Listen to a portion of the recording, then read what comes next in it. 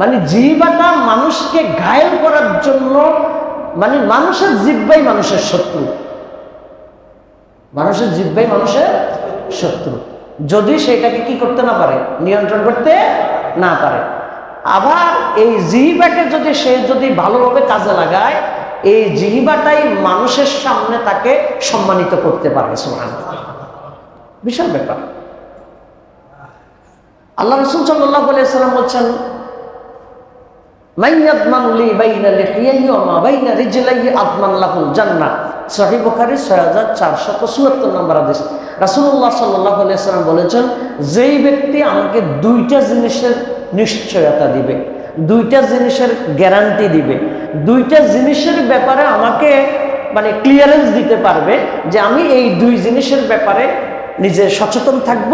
আল্লাহ রাসূল সাল্লাল্লাহু আলাইহি ওয়াসাল্লাম বলেন, যেই ব্যক্তি দুইটা জিনিসের ব্যাপারে আমাকে ক্লিয়ারেন্স দিতে পারবে, আমি বিশ্বনবী তার জন্য জান্নাতের ক্লিয়ারেন্স দিব। সুবহানাল্লাহ, অর্থাৎ সে জান্নাত পাবে, সে জান্নাত পাবে।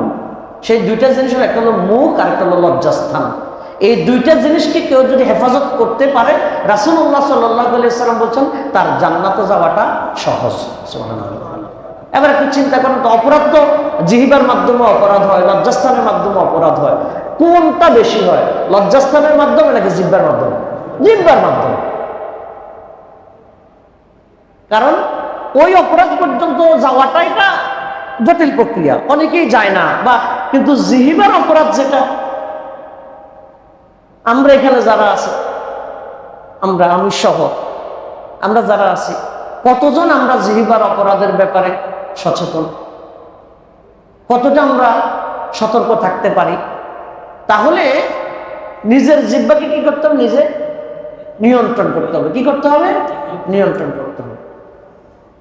রাসূলুল্লাহ সাল্লাল্লাহু আলাইহি ওয়াসাল্লাম বলেছেন, মান কানা ইউমিন বিল্লাহি ওয়াল ইয়াউমিল আখির ফালিয়াকুল খাইরান আও লিয়াসমুত। যেই ব্যক্তি আল্লাহ এবং তার রাসূলের প্রতি, যে ব্যক্তি আল্লাহ এবং আখিরাতের প্রতি বিশ্বাস করে, আল্লাহ এবং আখিরাতের প্রতি বিশ্বাস করে, আল্লাহ আছেন তো, বিশ্বাস আছে তো, এই জীবনটাই শেষ নাকি এই জীবনের পরে আরো একটা জীবন আছে?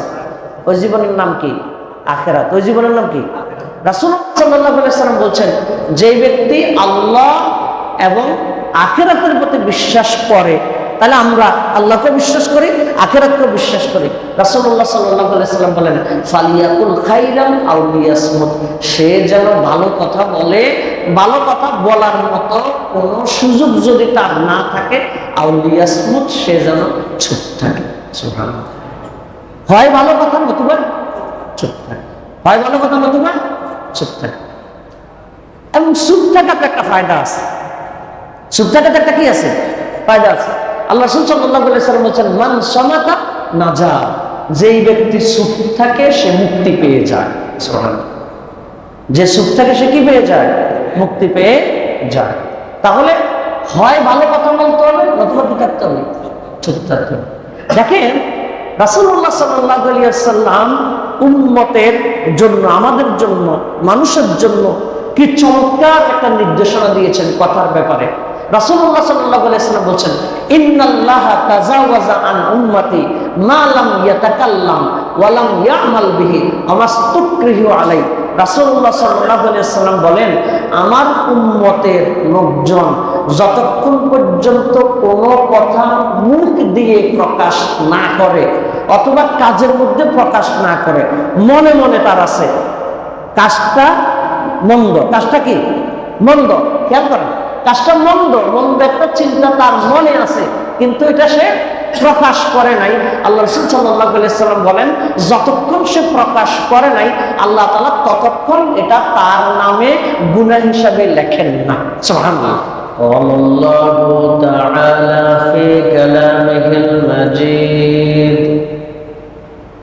মা ইয়ালফিযু মিন কাওলিন ইল্লা লাদাইহি রাকীবুন আতীদ। وقال تعالى في آية أخرى وقولوا للناس حسنا. قال رسول الله صلى الله عليه وسلم من كان يؤمن بالله واليوم الآخر فليقل خيرا أو ليصمت أو كما قال عليه الصلاة والسلام. وقال رسول الله صلى الله عليه وسلم من يضمن لي بين لحييه وما بين رجليه أضمن له الجنة أو كما قال عليه الصلاة والسلام. সম্মানিত মুসল্লিবৃন্দ, ইমানদার মুসলমান ভাই, আমরা সবাই মহান মালিক রব্বুল আলামিনের দরবারে কালিমাতুশ শুকর আদায় করছি এজন্য যে রব্বুল আলামিন আমাদেরকে আজকের এই পবিত্র জুমার দিনে সালাতুল জুমা আদায় করার জন্য মসজিদে আসার তৌফিক দিয়েছেন, সুযোগ করে দিয়েছেন। এই জন্য হৃদয়ের গভীর থেকে মহান মালিকের জন্য কালিমাতুশ শুকর আদায় করছি আলহামদুলিল্লাহ, আলহামদুলিল্লাহ, হামদান কাসীরান তাইয়্যিবান মুবারাকান ফি। দুরূদ ও সালাম পেশ করছি মানবতার মহান শিক্ষক সাইয়্যিদুল মুরসালিন আশরাফুল আম্বিয়া খাতামুন নবিয়্যিন মুহাম্মদুর রাসূলুল্লাহ সাল্লাল্লাহু আলাইহি ওয়াসাল্লামের প্রতি। পৃথিবীর শুরু থেকে নিয়ে আজ পর্যন্ত যারা যেখানে ঈমানের সাথে পৃথিবী থেকে বিদায় নিয়েছেন, আল্লাহ তাআলার দরবারে তাদের সকলের জন্য জান্নাতের সুউচ্চ মর্যাদা কামনা করছি, আল্লাহুম্মা আমিন।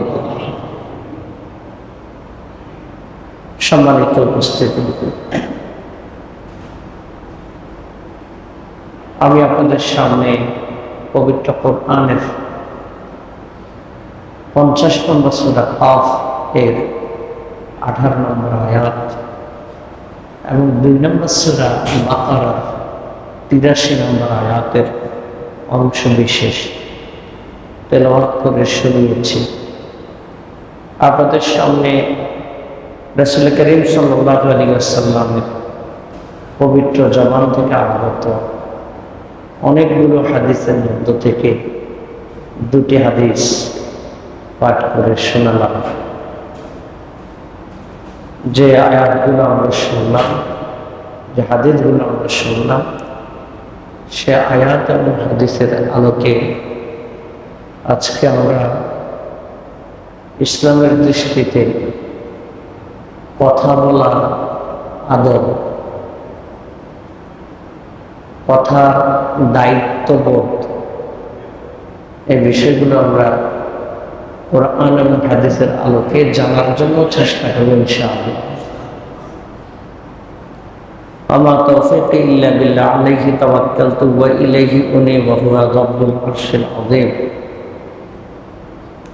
সম্মানিত মুসল্লিবৃন্দ, আমরা জানি ইসলাম একটি পূর্ণাঙ্গ জীবন ব্যবস্থা। মানুষের জীবনে যতগুলো ধাপ আছে, যতগুলো অঙ্গন আছে, একজন মানুষ তার জন্ম থেকে নিয়ে মৃত্যু পর্যন্ত জীবনের যতটা অবস্থার মুখোমুখি হতে হয়, প্রতিটি অবস্থার ব্যাপারেই ইসলামে নির্দেশনা দেয়া আছে। সব ব্যাপারে, সব ব্যাপারে, খাওয়া, ঘুমানো, চলাফেরা করা, চাকরি বাকরি করা, রাজনীতি করা, ব্যবসা করা, শিক্ষকতা করা, কৃষিকাজ করা, শ্রমজীবী হওয়া, বন্ধুত্ব করা, শত্রুতা করা, সংসার যাপন করা, সন্তান লালন পালন করা, যত, অর্থাৎ মানুষ জীবনে যত কিছু করে সব কিছুর ব্যাপারে ইসলামের একটা নির্দেশনা আছে। ইসলাম এমন একটা পূর্ণাঙ্গ জীবন ব্যবস্থা,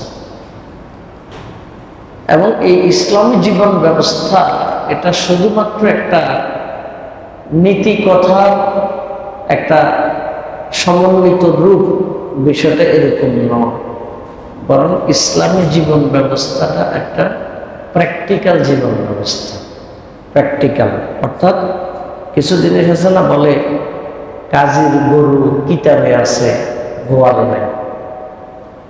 মানে কাগজে কলমে গরুর সংখ্যা আছে 100, কিন্তু গোয়ালে গিয়ে দেখে যে কি নেই, সংখ্যা নাই, কাগজে কলমে আছে।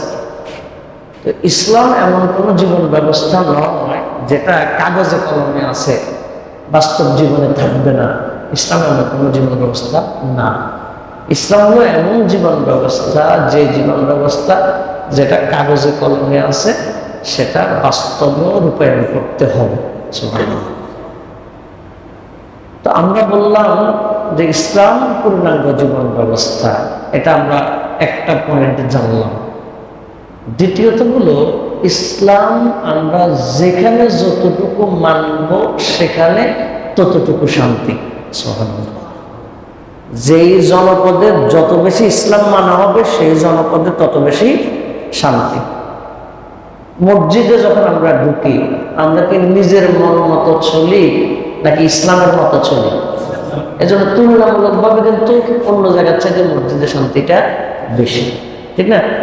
রোজার মাসে আমরা তুলনামূলকভাবে ইসলাম একটু অন্য মাসের তুলনায় একটু সচেতন থাকি, বেশি মানার জন্য চেষ্টা করি। এর জন্য অন্য সময়ের চাইতে রোজার মাসে সামাজিক অবস্থাটা কিছুটা হলেও কি থাকে, শান্ত থাকে, থাকে না? এটা কমন। একবারে এক লাইনে আমরা এটা বুঝতে পারি, যেখানে যত বেশি ইসলাম মানা হবে সেখানে তত বেশি শান্তি। এবার আপনি যদি আপনার গ্রামে ইসলাম মানাইতে পারেন, গ্রামটা শান্তির গ্রাম হবে। আপনি যদি আপনার ইউনিয়ন ইসলাম মানাইতে পারেন, তাহলে ইউনিয়নটা ইসলামের মানে শান্তির ইউনিয়ন হবে।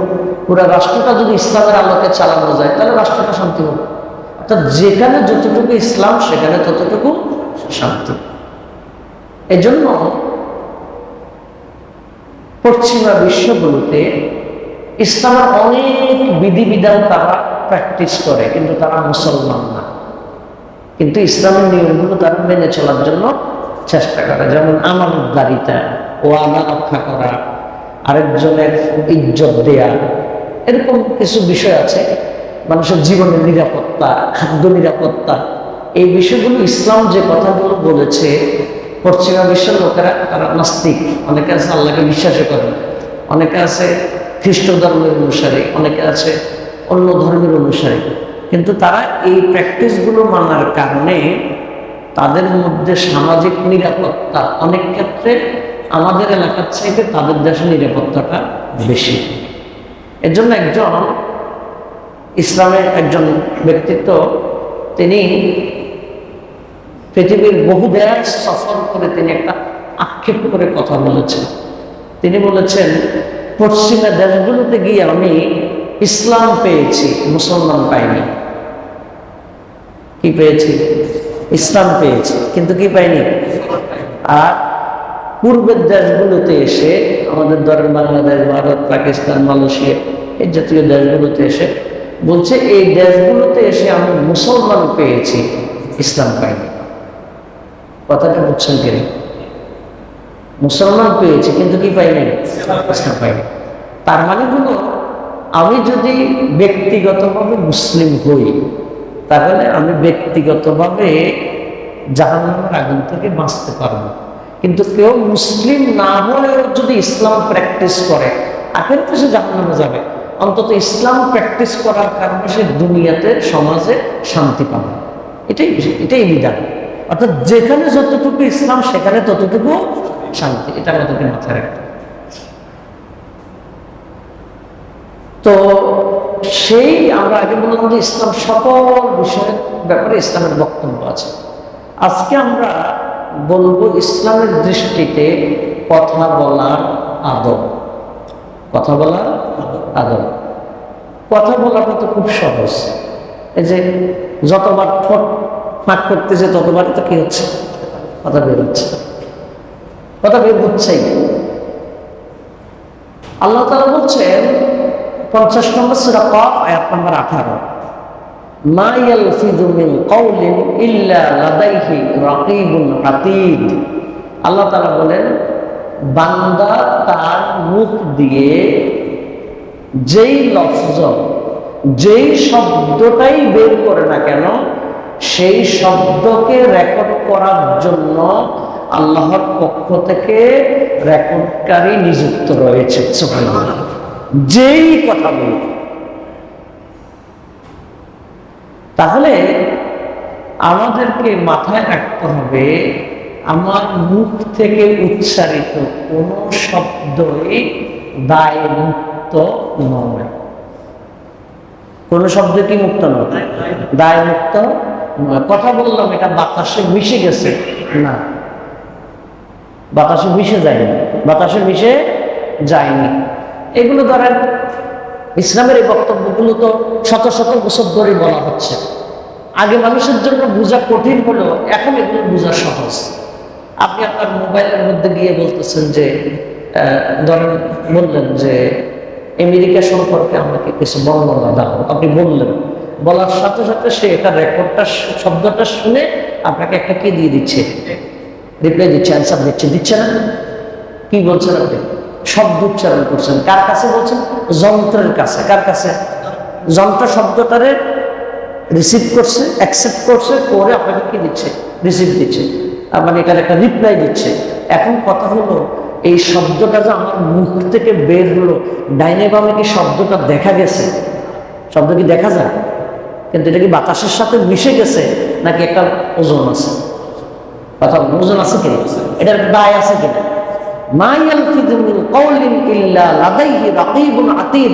বান্দা যেই কথাই মুখ দিয়ে উচ্চারণ করবে সেই কথাই রেকর্ড করার জন্য প্রহরী নিযুক্ত আছে। সুবহানাল্লাহ।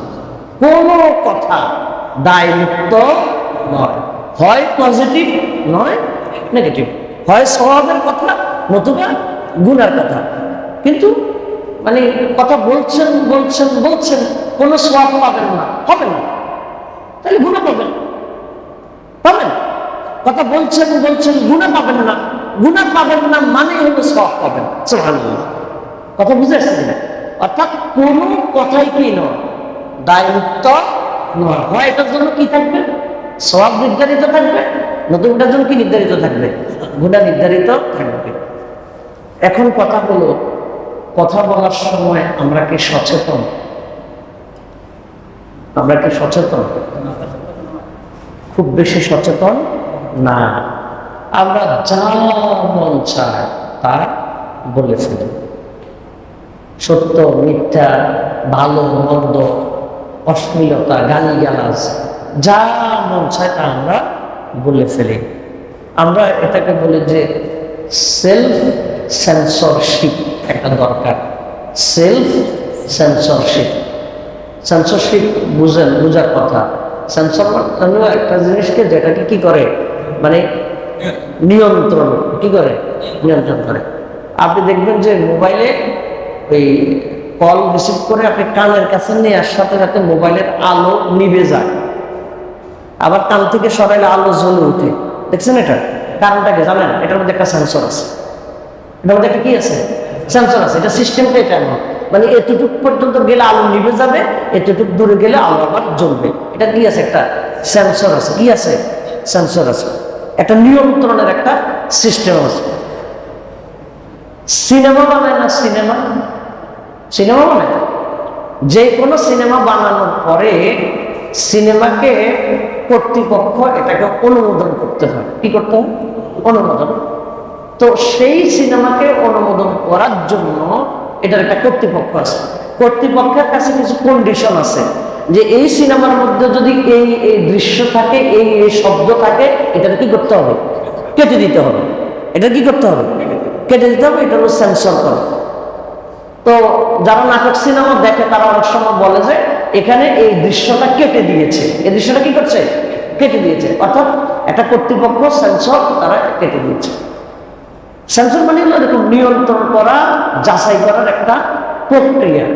ঠিক আপনার আমার জিহ্বা, ঠোঁটের মাধ্যমে কথা বলার আগে আপনার আমার ব্রেইনের মধ্যে একটা সেলফ সেন্সরশিপ বসাইতে হবে। এ কথা আমার ভিতর থেকে নড়তেছে, বের হবে হবে না, আমি বের করব না, আমি নিজেকে নিজে নিয়ন্ত্রণ করব। নিজেকে নিজে কি করবো? নিয়ন্ত্রণ করব।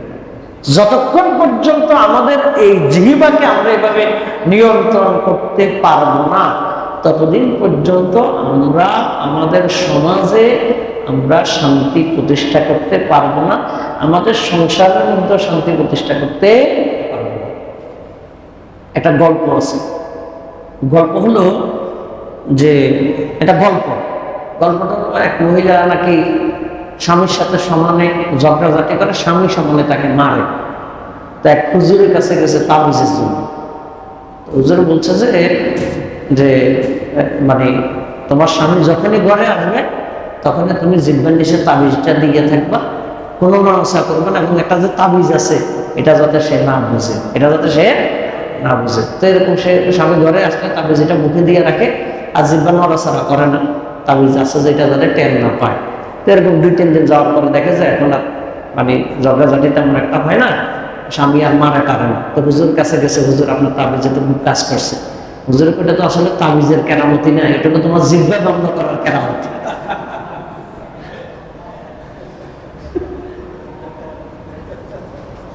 বুঝলেন নাই? কেরামতিটা তাবিজের না, কেরামতি কিসের? ওই তুমি তো জিহ্বা বন্ধ করছো, কারণ এতদিন মায়ের খেয়েছো তোমার জিহ্বার দোষে। কিসের দোষে? বাস্তবে মানে জিহ্বাটা মানুষকে ঘায়েল করার জন্য, মানে মানুষের জিহ্বাই মানুষের শত্রু, মানুষের জিহ্বাই মানুষের শত্রু, যদি সেটাকে কি করতে না পারে, নিয়ন্ত্রণ করতে না পারে। আবার এই জিহ্বাকে যদি ভালোভাবে কাজে লাগায়, এই জিহ্বাটাই মানুষের সামনে তাকে সম্মানিত করতে পারে। সুবহানাল্লাহ, বিশাল ব্যাপার। আল্লাহ রাসূল সাল্লাল্লাহু আলাইহি ওয়াসাল্লাম বলেছেন, মান ইয়াদমানু লি বাইনা লিহিয়াহি ওয়া মা বাইনা রিজলাইহি আতমান লাহুল জান্নাহ। সহিহ বুখারী 6474 নম্বর হাদিস। রাসূলুল্লাহ সাল্লাল্লাহু আলাইহি ওয়াসাল্লাম বলেছেন, যেই ব্যক্তি আমাকে 2টা জিনিসের নিশ্চয়তা দিবে, 2টা জিনিসের গ্যারান্টি দিবে, 2টা জিনিসের ব্যাপারে আমাকে মানে ক্লিয়ারেন্স দিতে পারবে যে আমি এই 2 জিনিসের ব্যাপারে নিজে সচেতন থাকবো। আল্লাহ রাসূল সাল্লাল্লাহু আলাইহি ওয়াসাল্লাম বলেন, যেই ব্যক্তি 2টা জিনিসের ব্যাপারে আমাকে ক্লিয়ারেন্স দিতে পারবে, আমি বিশ্বনবী তার জন্য জান্নাতের ক্লিয়ারেন্স দিব। সুবহানাল্লাহ, অর্থাৎ সে জান্নাত পাবে, সে জান্নাত পাবে। সেই 2টা জিনিসের একটা হলো মুখ আর একটা হলো লজ্জাস্থান। এই 2টা জিনিসকে কেউ যদি হেফাজত করতে পারে, রাসূলুল্লাহ সাল্লাল্লাহু আলাইহি ওয়াসাল্লাম বলেন তার জান্নাতে যাওয়াটা সহজ। সুবহানাল্লাহ। এবার একটু চিন্তা করেন তো, অপরাধ তো জিহ্বার মাধ্যমে অপরাধ হয়, লজ্জাস্থানের মাধ্যমে অপরাধ হয়, কোনটা বেশি হয়? লজ্জাস্থানের মাধ্যমে নাকি জিহ্বার মাধ্যমে? জিহ্বার মাধ্যমে। কারণ ওই অপরাধ পর্যন্ত যাওয়াটা এটা জটিল প্রক্রিয়া, অনেকেই যায় না, বা কিন্তু জিহ্বার অপরাধ যেটা, আমরা এখানে যারা আছি, আমি সহ আমরা যারা আছি, কতজন আমরা জিহ্বার অপরাধের ব্যাপারে সচেতন? কতটা আমরা সতর্ক থাকতে পারি? এটা হলো প্রশ্ন, এটা হলো আত্মপর্যালোচনার বিষয়। এটা হলো জুমার দিনের আলোচনার অংশ। আমরা যেন আমাদের জীবনকে পরিবর্তন করতে পারি, জীবনকে যাতে কি করতে পারি, শুধু আসলাম আর গেলাম, শুধু শুনলাম, জীবনের যদি পরিবর্তন না হয়, তাহলে তো এই আসা যাওয়ার মধ্যে খুব বেশি ফায়দা নেই। এই আসা যাওয়ার মধ্যে কি নেই? সপ্তাহে নামাজ হলো 35 ওয়াক্ত, কত ওয়াক্ত? 34 ওয়াক্তর আগে তো বয়ান নাই, আছে, কিন্তু জুমার জন্য নির্ধারিত কি আছে? বয়ান আছে, খুতবা আছে, খুতবা আছে। এটা কেন? এটা কি শুধুমাত্র একটা ট্রেডিশন? হ্যাঁ, এটা একটা চলমান নিয়ম, এর জন্য নাকি শিক্ষার জন্য? শিক্ষার জন্য। চিন্তা করেন, প্রতি সপ্তাহে কিন্তু মুসলমানদের এটা একটা প্রশিক্ষণ। সুবহানাল্লাহ, চরিত্র ভালো করার জন্য এটা একটা প্রশিক্ষণ। এত চমৎকার প্রশিক্ষণের আওতায় আমাদের মুসলমানদের মাঝে নামাজের ত্রুটি আছে। ধরুন আমরা যদি 18 কোটি মানুষ যদি ধরি, 18 কোটি মানুষের মধ্যে যদি আমরা ধরলাম যে 8 কোটি 9 কোটি পুরুষ ধরলাম, তার মধ্যে ধরেন 2 কোটি শিশু কিশোর বাদ দিলাম, 6-7 কোটি। 6-7 কোটি মুসলমানের মধ্যে মিনিমাম 4.5-5 কোটি মুসলমান তো অন্তত জুমার নামাজ পড়ে না? জুমার নামাজ কিন্তু খুব বেশি জনে বাদ দেয় না, পড়ে। তাহলে আমরা কিন্তু প্রতি সপ্তাহে কোটি কোটি মানুষ কিন্তু আমরা একটা প্রশিক্ষণের আওতায় আছি। এরপরও যদি আমাদের জীবনের মান যদি পরিবর্তন না হয়, তাহলে তো আসলে আমরা হতভাগা। আসলে আমরা কি হতভাগা। তাহলে নিজের জিহ্বাকে কি করতে হবে? নিজে নিয়ন্ত্রণ করতে হবে। কি করতে হবে? নিয়ন্ত্রণ করতে হবে। রাসূলুল্লাহ সাল্লাল্লাহু আলাইহি ওয়াসাল্লাম বলেছেন, মান কানা ইউমিন বিল্লাহি ওয়াল ইয়াউমিল আখির ফালিয়াকুল খাইরান আও লিয়াসমুত। যেই ব্যক্তি আল্লাহ এবং তার রাসূলের প্রতি, যে ব্যক্তি আল্লাহ এবং আখিরাতের প্রতি বিশ্বাস করে, আল্লাহ এবং আখিরাতের প্রতি বিশ্বাস করে, আল্লাহ আছেন তো?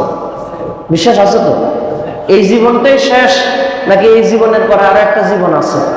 ওই জীবনের নাম কি? আখিরাত। ওই জীবনের নাম কি? রাসূলুল্লাহ সাল্লাল্লাহু আলাইহি ওয়াসাল্লাম বলছেন, যে ব্যক্তি আল্লাহ এবং আখিরাতের প্রতি বিশ্বাস করে, তাহলে আমরা আল্লাহকে বিশ্বাস করি, আখিরাতকে বিশ্বাস করি।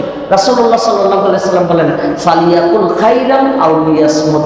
সে যেন ভালো কথা বলে, ভালো কথা বলার মতো কোনো সুযোগ যদি তার না থাকে, আও লিয়াসমুত, সে যেন চুপ থাকে। সুবহানাল্লাহ। হয় ভালো কথা নতুবা চুপ থাকে, হয় ভালো কথা নতুবা চুপ থাকে। এবং চুপ থাকাতে একটা ফায়দা আছে। চুপ থাকাতে একটা কি আছে? ফায়দা আছে। আল্লাহ রাসূল সাল্লাল্লাহু আলাইহি ওয়াসাল্লাম বলেছেন, মান সামাতা নাজা। যেই ব্যক্তি চুপ থাকে সে মুক্তি পেয়ে যায়। সুবহানাল্লাহ। যে চুপ থাকে সে কি পেয়ে যায়? মুক্তি পেয়ে যায়। তাহলে হয় ভালো কথা বলতে হবে নতুবা কি থাকতে হবে? চুপ থাকতে হবে। দেখেন রাসূলুল্লাহ সাল্লাল্লাহু আলাইহি ওয়াসাল্লাম উম্মতের জন্য, আমাদের জন্য, মানুষের জন্য কি চমৎকার একটা নির্দেশনা দিয়েছেন কথার ব্যাপারে। রাসূলুল্লাহ সাল্লাল্লাহু আলাইহি ওয়াসাল্লাম বলেন, ইন্নাল্লাহা তাজাওয়াজা আন উম্মতি মা লাম ইয়াতাকাল্লাম ওয়া লাম ইয়ামাল বিহি আমাস্তুকরিহু আলাইহি।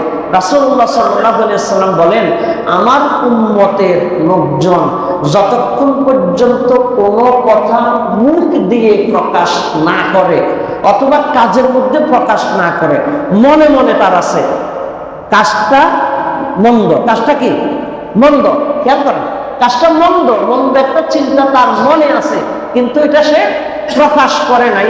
আল্লাহ রাসূল সাল্লাল্লাহু আলাইহি ওয়াসাল্লাম বলেন, যতক্ষণ সে প্রকাশ করে নাই আল্লাহ তাআলা ততক্ষণ এটা তার নামে গুনাহ হিসাবে লেখেন না।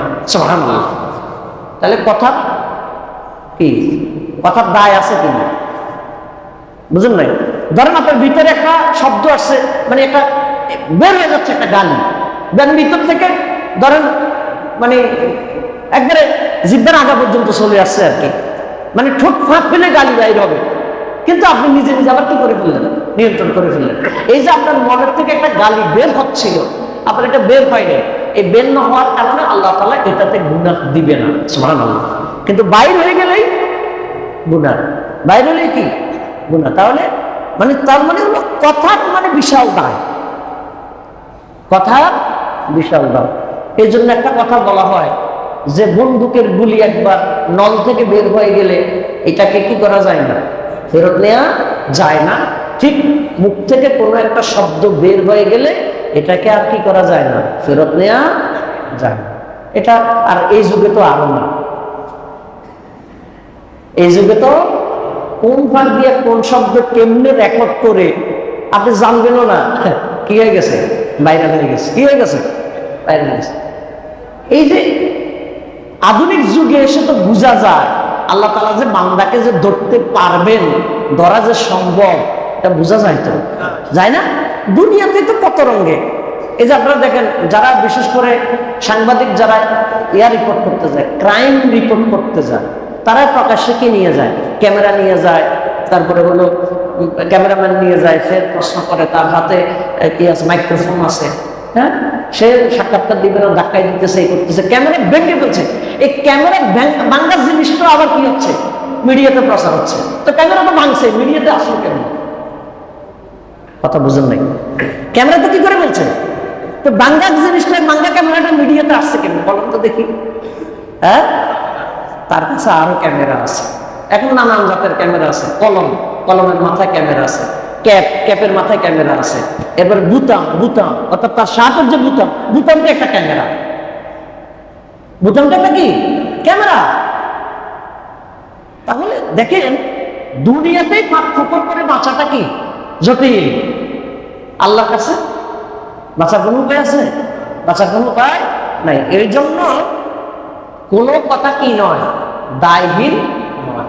আল্লাহ রাসূল সাল্লাল্লাহু আলাইহি ওয়াসাল্লাম বলেন, বান্দা এমন কথা বলে, এমনিতেই বলে ফেলে, বলতে বলতে সে এই কথাটা অতটা ওজন, অতটা গুরুত্ব সহকারে বলে না, কিন্তু এই কথাটা এত ভালো, আল্লাহ তাআলা তাকে অনেক উচ্চ মর্যাদায় নিয়ে যায়। সুবহানাল্লাহ। দেখবেন এটা প্র্যাকটিসের ব্যাপার। আপনি মানে কি কয় যে হঠাৎ ধরে একটা ওই যে হোঁচট খাওয়া, পায়ের মধ্যে কি খাওয়া, হোঁচট খাওয়া, হোঁচট খাটলাম আমরা একবারে খাস বাংলা কি বলি, উষ্টা খাওয়া। কি খাওয়া?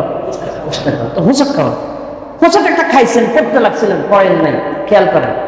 আমরা যারা অভ্যস্ত আছে, অনেকে আছে অভ্যস্ত, হোঁচটটা লাগার সাথে সাথে আপনি মুখ দিয়ে বলতেছেন ইন্ডিয়া, হয় না এরকম? এটাকে খুব জেনে শুনে বুঝে বলা হয়, কথা বলেন, জেনে শুনে বুঝে বলা হয়। আল্লাহ রাসূল সাল্লাল্লাহু আলাইহি ওয়াসাল্লাম বলেছেন, কিছু কিছু শব্দ আছে এমন যেটা জেনে শুনে বুঝে বলা হয় না, অটোমেটিক তার মুখ দিয়া ভালো কথাটা বের হয়ে যায়। রাসূলুল্লাহ সাল্লাল্লাহু আলাইহি ওয়াসাল্লাম বলেছেন, আল্লাহ তাআলা তাকে আসমান জমিনের সমান তাকে মর্যাদা দিয়ে থাকেন। সুবহানাল্লাহ। অথচ এটা কিন্তু খুব চিন্তা করে বলে নাই। বিপরীত আছে, কিছু লোকের চিন্তা ছাড়াই মন্দ কথা বের হয়ে যায়, বুঝে শুনে বের হয় না, অটো বের হয়। আল্লাহ তাকে জাহান্নামের অনেক দূরে নিয়ে যায়, অথচ সে এই মন্দ কথাটা কি করে নাই, অতটা পরিণতি চিন্তা করে নাই। মন্দ কথা কেমনে বাহির হয়, আমি দুই একটা উদাহরণ দিলে বুঝবেন। আপনার মোটরসাইকেল স্টার্ট দিচ্ছেন, স্টার্ট হয় না, স্টার্ট না হওয়াতে মোটরসাইকেলটা একটা গালি দেয়, আসেন এরকম লোক? মোটরসাইকেল কি গালি বুঝে? হ্যাঁ, তালা একটা খুলতেছেন, যে কোনো কারণে তালা ডিস্টার্ব করতেছে, সাবিন দেওয়ার পরও তালা কি হয় না, খোলে না। এক দুইবার দেওয়ার পরে তালার মারছে একটা গালি। একে চিন্তা করে আমি নিয়ত করিতেছি এখন তালার মধ্যে একটা গালি মারবো, এরকম কোনো নিয়ত করে যে না ভাই তোমার আমি এর মধ্যে নিয়ত করতেছি একটা কি মারবো, গালি মারবো, নিয়ত করে সে। কেমনে, কেন বলে সে, কেন কেন বলে? অটো অর্থাৎ তার প্র্যাকটিসটা এমন হয়ে গেছে, সে এটা মানে অত চিন্তা করে না। রাসূলুল্লাহ সাল্লাল্লাহু আলাইহি ওয়াসাল্লাম বলছেন, এই পরিণতি চিন্তা বিহীন যে শব্দটা, এই শব্দটা তাকে জাহান্নামের তলদেশে নিয়ে যাবে। নাউযুবিল্লাহি মিন যালিক। তার মানে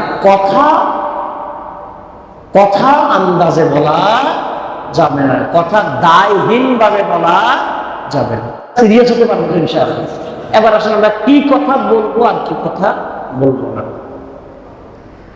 আল্লাহ রাব্বুল আলামিন পবিত্র কোরআনের 2 নম্বর সূরা বাকারা 83 নম্বর আয়াতে বলেছেন, ওয়াকুলু লিন-নাসি হুসনা, আর তোমরা মানুষের জন্য সুন্দর কথা বলো। সুবহানাল্লাহ। কি কথা বলো? সুন্দর কথা বলো, উত্তম কথা বলো, উত্তম কথা বলো, সুন্দর কথা বলো, ভেবে চিন্তে জেনে শুনে কথা বলো। আর না জেনে আন্দাজে কথা বলা, বারবার কথা বলে, এটাকে বলা হয় বাচাল। কি বলা হয়? বাচাল। আল মিকদারু কা হাতিবিল লাইল, আরবিতে একটা প্রবাদ আছে, প্রবাদটা হলো বাচাল ব্যক্তির উদাহরণ হলো রাতের কাঠুরিয়ার মতো। রাতের কাঠুরিয়ার মতো। কাঠুরিয়া রাতে যদি কাঠ কাটতে যায় জঙ্গলের মধ্যে, সে সাপ বিচ্ছু সব কি করে ফেলে, একসাথে ধরে ফেলে, একসাথে সংগ্রহ করে ফেলে, এই সাপ বিচ্ছু দ্বারা সে ধ্বংসিত হয়। আরবিতে প্রবাদটা হলো বাচাল ব্যক্তি রাতে কাঠুরিয়ার মতো, যে যত কথা বেশি বলবে তার ভুল হয় তত বেশি এবং তাকে তত বেশি লজ্জিত হওয়া লাগে। কথা বুঝাচ্ছি? এটা আমরা সোজা বাংলায় বলি, যে বেশি পণ্ডিতি দেখাইতে যায় এই বেশি ধরা খায়, বলি কিনা আমরা? তো এই পণ্ডিতি দেখানোর দরকার নেই। আমি কথা বলবো, প্রয়োজন হলে বলবো, প্রয়োজন না হলে বলবো না। যেটা বলবো ভালোটা বলবো। তাহলে কি কথা বলতে হবে? ওয়াকুলু লিন-নাসি হুসনা, মানুষের সাথে কি কথা বলো? উত্তম কথা বলো, সুন্দর কথা বলো। সবচেয়ে সুন্দর কথা কোনটা? 41 নম্বর সূরা আন-নাসর 33 নম্বর আয়াতে আল্লাহ তাআলা বলেন, ওয়ামান আহসানু ক্বাওলাম মিম্মান দাআ ইলাল্লাহ ওয়া আমিলা সালিহান ওয়া ক্বালা ইন্নানী মিনাল মুসলিমিন। আল্লাহ তাআলা বলেন, তার কথা চেয়ে আর কার কথা উত্তম হবে? সবচেয়ে সুন্দর কথা, সবচেয়ে উত্তম কথা হলো তার কথা যেই ব্যক্তি মানুষদেরকে আল্লাহর দিকে ডাকে। সুবহানাল্লাহ। তাহলে সবচেয়ে উত্তম কথা হলো দাওয়াতি কাজ। সবচেয়ে উত্তম কথা কি? এই আয়াতের একটা ব্যাখ্যা আছে, যে ব্যক্তি মানুষদেরকে আল্লাহর দিকে ডাকে, যিনি মুয়াজ্জিন, যিনি আযান দেন, তিনিও মানুষদেরকে আল্লাহর দিকে ডাকেন। সুবহানাল্লাহ। হাইয়া আলাস সালাহ, সালাতের দিকে আসো। হাইয়া আলাল ফালাহ, কল্যাণের দিকে আসো। আল্লামা ইবনে কাসির রাহিমাহুল্লাহ, সম্ভবত আমি তাফসিরে পড়েছি, সম্ভবত ইবনে কাসির অথবা যে কোনো একজন মুফাসসির লিখেছেন যে আযান দেওয়াটাও মানুষদেরকে আল্লাহর দিকে ডাকা, অর্থাৎ যারা আযান দেয় তারাও সর্বোত্তম কথার অধিকারী। সুবহানাল্লাহ। আর এমনি দাওয়াতি কাজ তো আসে, ভাই আসেন আমরা ভালো হই, আমরা ইসলাম মেনে চলি, আমরা মা বাবার খেদমত করি, আমরা সমাজের মধ্যে ঝামেলা না করি, অশ্লীলতা থেকে আমরা বেঁচে থাকার জন্য চেষ্টা করি। এই যে বয়ান, এই যে কথা বলা, দাওয়াতি কাজ, এগুলো হলো সর্বোত্তম কাজ। সুবহানাল্লাহ। এই জন্য যারা যত বেশি দাওয়াতি কাজে লিপ্ত থাকে, যারা যত বেশি দাওয়াতি কাজে ব্যস্ত থাকে, তাদের কথা মন্দ হওয়ার সম্ভাবনা তত কম। তাদের যারা দাওয়াতি কাজ করে তাদের কথা মন্দ হওয়ার সম্ভাবনা কম। কথা বুঝছেন কিনা? আচ্ছা, আমরা সবাই কথা বলি না? কথা বলি তো? বলি। ধরেন আমরা আমি ইমাম সাহেব, মুয়াজ্জিন সাহেব, আপনারা 3-4 জন মুসল্লি, আমরা একসাথে বসলাম, এমনি বসলাম, ধরেন একসাথে আমরা চা খাইতেছি। এই 5 জন বসার মধ্যে কি আর্জেন্টিনার ব্রাজিলের কথা হবে? হওয়ার কথা? হওয়ার কথা না। এখানে কি কথা হবে? আপনি হয়তো বলবেন হুজুর বসছে, আচ্ছা ঠিক আছে, একটা মাসালা জানতে চাই, একটা কি জানতে চাই, অথবা এরকম একটা পরামর্শ দেন, এই জাতীয়। তার মানে আপনি যখন একটা ভালো পরিবেশে থাকবেন, আপনার কথাটাই কি হবে? ভালো কথা হবে। আর আপনি যখন পরিবেশটা অন্যরকম পাবেন, তখন হলে আপনার মারামারি লাগবে, মানে রোনালদো কি করছে, তারপর মেসি কি করছে, তারপর আর কি আছে না, এমবাপ্পো না কি জানি কি, এমবাপ্পো, এই যে নাম জানা লাগছে। আচ্ছা দেখ, এরকম কি আছে, এগুলো নিয়ে কি চলবে? কথা কিন্তু কারো বন্ধ নাই, হয় কথাটা সে ভালো বলছে, নতুবা কথাটা মন্দ বলছে। তাহলে দাওয়াতি কাজ যারা করে, আল্লাহ তাআলা বলছেন সেটা হলো সবচেয়ে উত্তম কথা। এই জন্য আমরা চেষ্টা করব দাওয়াতি কাজের সাথে সম্পৃক্ত থাকার জন্য, তাহলে আমরা আস্তে আস্তে উত্তম কথার অধিকারী হতে পারবো। তাহলে মানুষের সাথে আমরা বলবো সুন্দর কথা। সবচেয়ে উত্তম কথা, সবচেয়ে সুন্দর কথা হলো মানুষদেরকে আল্লাহর দিকে ডাকা, মানুষদেরকে আল্লাহর দিকে ডাকা, এটা হলো সবচেয়ে সুন্দর কথা। কথার ক্ষেত্রে আমাদেরকে ইয়া করতে হবে, কথার ক্ষেত্রে কথা বলতে হবে কর্কশতা পরিহার করে, কর্কশতা পরিহার করে। লুকমান হাকিম আলাইহিস সালাম তার ছেলেকে উপদেশ দিচ্ছেন যে ওয়াগদুদ মিন সাউতিক, ছেলে তোমার কণ্ঠটাকে নিম্নগামী রাখো, মোলায়েম রাখো। ইন্না আনকারাল আসওয়াতি লা সাউতুল হামির, নিশ্চয় সবচেয়ে কর্কশ আওয়াজ হলো গাধার আওয়াজ। কিসের আওয়াজ? গাধার আওয়াজ। অর্থাৎ আমরা যাতে ওই মন্দ দিকে যাতে না যাই, আমাদের আওয়াজটা যাতে কি হয়? মোলায়েম হয়। আমাদের আওয়াজটা কি হয়? মোলায়েম হয়। আমাদের আওয়াজটা যাতে সুইট হয়, এটা যাতে অন্যকে আকৃষ্ট করার মতো হয়। কথাটা বলতে হবে শালীনতার সাথে। কিসের সাথে? শালীনতার সাথে, ভদ্রতার সাথে। এটা হলো কথা বলার আদব। কথা বলার আরেকটা আদব হলো মুরব্বীদের চাইতে, বড়দের চাইতে উঁচু গলা কথা না বলা। সবারই তো কি আছে? মুরব্বী আছে, আছে না? যার বয়স 80 বছর তারও তো কি আছে? মুরব্বী আছে, আছে না? যার বয়স 30 বছর তারও কি আছে? মুরব্বী আছে। মুরব্বীর চাইতে যাতে উঁচু গলায় কথা না বলা হয়, এটা কথার একটা আদব।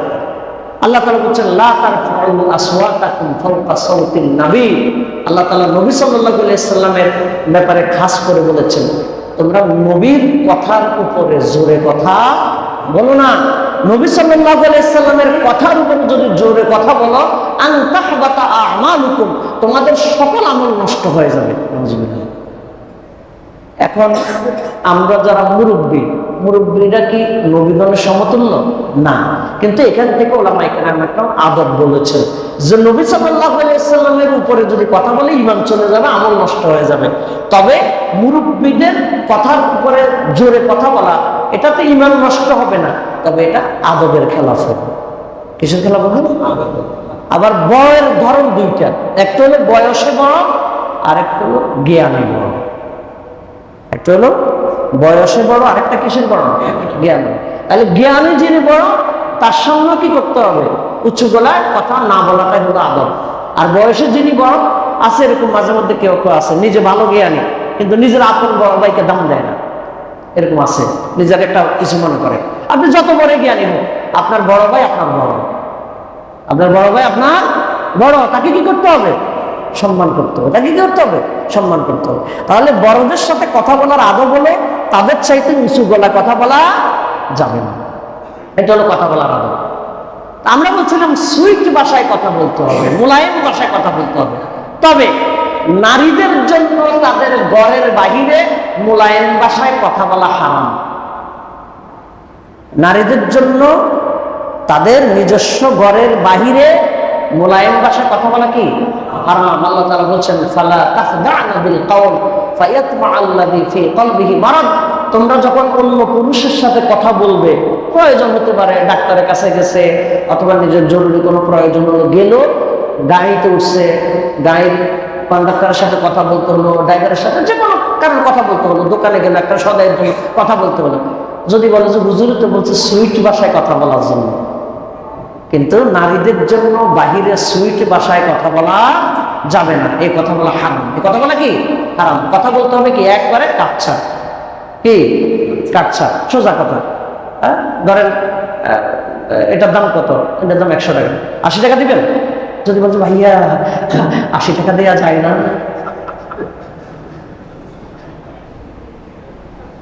ফিতনার আশঙ্কা আছে নাকি নাই?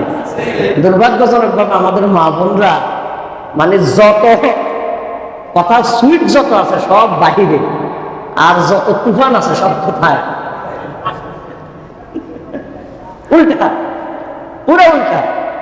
অথচ ইসলামের বক্তব্য হলো ঘরে তোমার সন্তানদের সামনে, স্বামীর সামনে, মা বাবার সামনে, সেখানে কথা বলতে হবে মোলায়েম কোমল ভাবে, আর বাইরে কথা বলতে হবে একেবারে স্ট্রেট ফরওয়ার্ড, পরিষ্কার। এখানে কোনো মানে মানে সুইটের এখানে কিচ্ছু নেই, কিন্তু উল্টা করতেছে, হারাম কাজ করতেছে। তাহলে কথা বলার কি আছে? শুধু শুধু বললে হবে না, কথা বলার কি আছে? আদব আছে। কথা বলার কি আছে? আদব আছে। তাহলে মা বাবার সামনে কথা বলার ক্ষেত্রে তাদের সামনে কখনোই তাদের সাথে উত্তেজিত কণ্ঠে কথা বলা যাবে না। ওয়ালা তাকুল্লাহুমা উফফিন ওয়ালা তানহারহুমা, তাদের সামনে উফ শব্দটাও বলো না। এটা দুইটা ব্যাখ্যা। একটা হলো আমি তাদেরকে উফ বলবো না, যে উফ মানে এরকম কি শুরু করছে, মানে আমার মুখ থেকে আহ শব্দটা বের হবে না, এটার একটা ব্যাখ্যা।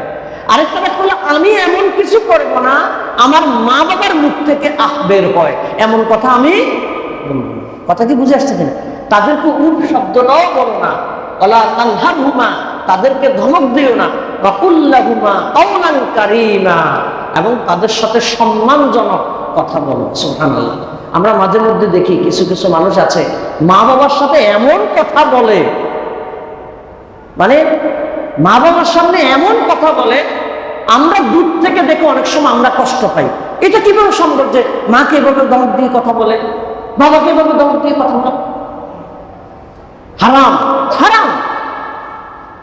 কথা শুধু বললে হবে না, মা বাবাকে কোনোভাবে কষ্ট দিয়ে কথা বলা যাবে না, যত কিছুই করুক, যত কিছুই করুক। আপনারা যদি আপনার বয়স এখন 50 বছর হয়ে গেছে, এই 50 বছর বয়সে আপনার মা যদি আপনার একটা সর মারিয়া দেয়, কারণ স্ট্রোক করার রোগী, বয়স হয়ে গেছে, মেজাজ খিটখিট হয়ে গেছে, আপনারা মারিয়া দিচ্ছেন একটা সর, আপনার এটা ক্রেডিট দেখাইলে হবে না আমি সরকারের একজন সচিব, আমারও সর মারছে।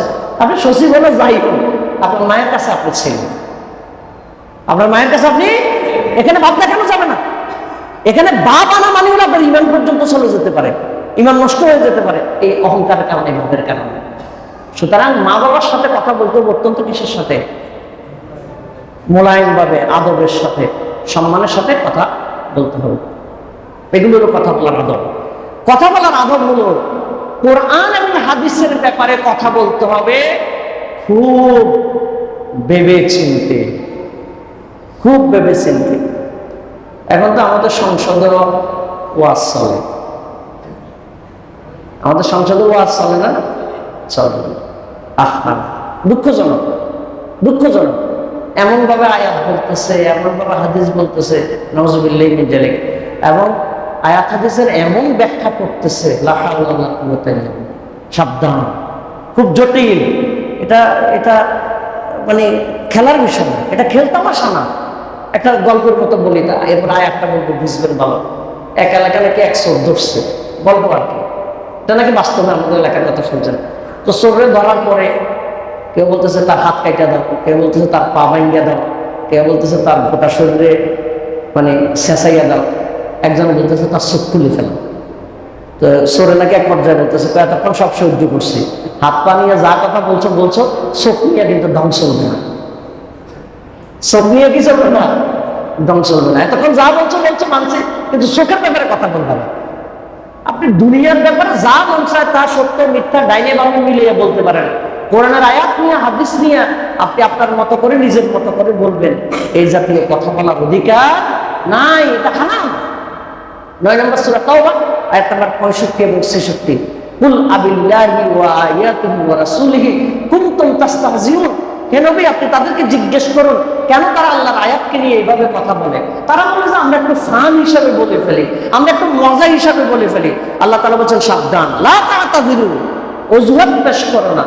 কাদ কাফারতুম বা'দা ঈমানিকুম, ঈমানদার দাবি করার পর তোমরা কাফের হয়ে গেছো। ঈমানদার দাবি করার পর তোমরা কি হয়ে গেছো? কাফের হয়ে গেছো।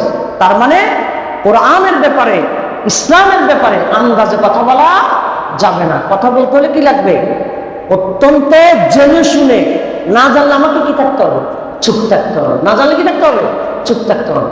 আল্লাহ রাব্বুল আলামিন 70 নম্বর সূরা আন নিসার 36 নম্বর আয়াতে বলছেন, ওয়ালা তাকফু মা লাইসা লাকা বিহি ইলম, যেই বিষয়ে তোমার জ্ঞান নাই সেই বিষয়ে তুমি মন্তব্য করতে যেও না। না জানলে কি থাকতে হবে? চুপ থাকতে হবে। আন্দাজে বলা যাবে, আন্দাজে বলা যাবে। সমানে ফেসবুকে একটা পাইছেন আর শেয়ার মারা শুরু করছেন, ফেসবুকে একটা পাইছেন আর এটা সূত্র ধরে বক্তব্য দেওয়া শুরু করছেন। নো, আন্দাজে বলা যাবে না। কথার কি আছে? দায় আছে। কথার কি আছে? নবী সাল্লাল্লাহু আলাইহি ওয়াসাল্লামকে কি পরিমাণ গালিগালাজ করা হলো, কি পরিমাণ কটূক্তি করা হলো। নবী সাল্লাল্লাহু আলাইহি ওয়াসাল্লামকে আল্লাহ তাআলা বলেছেন, ওয়াসবির আলা মা ইয়াকুলুন ওয়াহজুরহুম হাজরান জামিলা। হে নবী, তারা আপনাকে যত নোংরা কথা বলে, আপনাকে যত মন্দ কথা বলে, আপনি এগুলোর উপরে ধৈর্য ধারণ করুন। সব কথার জবাব দিয়ে আপনি পারবেন না। যারা দুষ্ট তারা সবার মন্দ কথা বলবেই, সব কথার জবাব দিয়ে আপনি পারবেন না। ওয়াহজুরহুম হাজরান জামিলা, আপনি তাদেরকে সম্মানজনকভাবে তাদেরকে এড়িয়ে যান। সুবহানাল্লাহ। এখন সব কথার জবাব না দিলেও কেউ কেউ মনে করে যে হেরে গেছে, কেউ কেউ মনে করে কি হেরে গেছে। এই হেরে যাওয়ার মধ্যে জয় আছে। রাসূলুল্লাহ সাল্লাল্লাহু আলাইহি ওয়াসাল্লাম বলছেন, যেই ব্যক্তি জানে আমি সত্যের পথে আছি, এটা জানার পরও সে তর্ক করে না, অযথা বকবক করে না। রাসূলুল্লাহ সাল্লাল্লাহু আলাইহি ওয়াসাল্লাম বলছেন, আল্লাহ তাআলা তার জন্য জান্নাতের মাঝখানে একটা প্রাসাদ বানাবেন। সুবহানাল্লাহ। তার জন্য যে জানে আমি রাইট পথে আছে, তারপরে কি করে না? অযথা তর্ক বিতর্ক করে না। আল্লাহ তার জন্য জান্নাতের মাঝখানে একটা কি বানাবে? প্রাসাদ বানাবে। তা আসুন আমরা কথা বলার ক্ষেত্রে আমরা দায়বদ্ধতার জায়গায় আসি, আমরা সচেতন হই, আদবের সাথে আমরা কথা বলি, মুরব্বীদের সাথে সম্মানজনকভাবে কথা বলি, মা বাবার সাথে সম্মানজনক কথা বলি, দাওয়াতি কাজের সাথে সংযুক্ত হই। যেখানে কথা বলবো ভালো কথা বলবো, চুপ থাকার জন্য চেষ্টা করবো। সবচেয়ে দুইটা ভালো কথা রাসূলুল্লাহ সাল্লাল্লাহু আলাইহি ওয়াসাল্লাম বলেছেন, কালিমাতানি হাবিবাতানি ইলার রহমান। দুইটা কথা আছে, দুইটা বাক্য আছে আল্লাহর কাছে সবচেয়ে অনেক বেশি পছন্দনীয়। খাফিফাতানি আলাল লিসান, ওজনে জিহ্বাতে খুব হালকা, উচ্চারণে খুব হালকা। সাকিলাতান ফিল মিজান, ওজনে খুব ভারী। সুবহানাল্লাহ। দুইটা কথা আল্লাহ তাআলার কাছে অনেক বেশি প্রিয়, উচ্চারণে খুবই হালকা, ওজনে অনেক ভারী। সুবহানাল্লাহি ওয়া বিহামদিহি সুবহানাল্লাহিল আযীম। এই দুইটা বাক্য বলেন, সুবহানাল্লাহি ওয়া বিহামদিহি সুবহানাল্লাহিল আযীম। আমরা যখন চুপচাপ থাকবো একা একা এই জিকিরগুলো আমরা করতে পারি। আল্লাহ তাআলা আমাদেরকে তৌফিক দান করুন। আল্লাহুম্মা আমিন। সুবহানাকা আল্লাহুম্মা ওয়া বিহামদিকা আশহাদু আল্লা ইলাহা ইল্লা আনতা আস্তাগফিরুকা ওয়া আতুবু ইলাইক। আসসালামু আলাইকুম ওয়া রাহমাতুল্লাহি ওয়া বারাকাতুহু।